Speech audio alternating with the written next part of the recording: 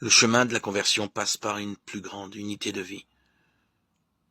Nous empruntons cette voie chaque fois que nous cherchons à réduire le contraste, souvent stupéfiant entre notre comportement humain et notre affirmation de foi.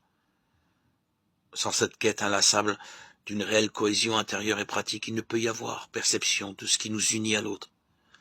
S'il est bien vrai, toutefois, comme je le crois d'expérience, qu'on finit toujours par rencontrer l'autre au niveau où on le cherche vraiment, sans authenticité personnelle, quelle vérité pouvons-nous rêver de communiquer? Toute affirmation dogmatique qui ne contribue pas à engendrer un style d'existence plus proche des hommes, au nom même de Dieu, risque fort d'être une abstraction stérile, aveugle ou partisane. Rien de plus étranger à l'évangile que le sectarisme incapable de proclamer la foi du centurion romain ou la charité du bon samaritain, au seul vu des œuvres qu'il pose. Mais je sais un peu la joie réelle qu'il y a à les accueillir l'un et l'autre dans l'émerveillement.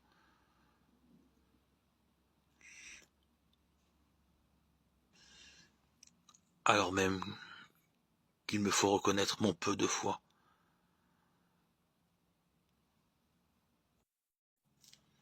Comme il parlait encore, quelqu'un arrive de la maison de Jaïr pour lui dire « Ta fille est morte ».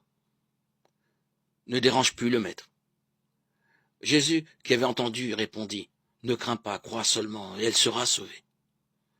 En arrivant à la maison, il ne laissa personne entrer avec lui, sinon Pierre, Jean et Jacques, ainsi que le père et la mère de l'enfant. Tous pleuraient sa mort en se frappant la poitrine. Mais Jésus dit « Ne pleurez pas, elle n'est pas morte, elle dort. » Mais on se moquait de lui, en voyant qu'elle venait de mourir. Quant à lui, saisissant sa main, il dit d'une voix forte « Mon enfant, lève-toi. » L'esprit lui revint à l'instant même.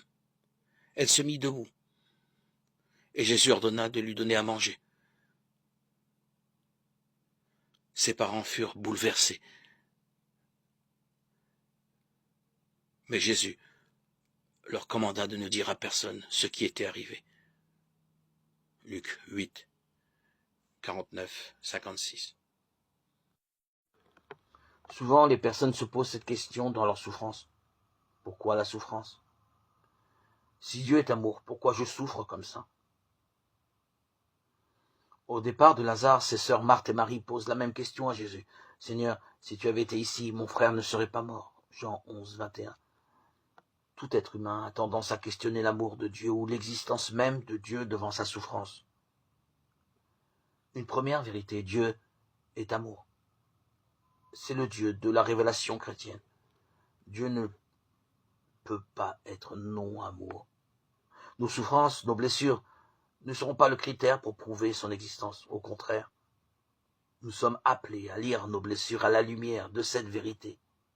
Dieu est amour. Les athées critiquent souvent les croyants sur l'existence de Dieu, montrant la souffrance de ce monde,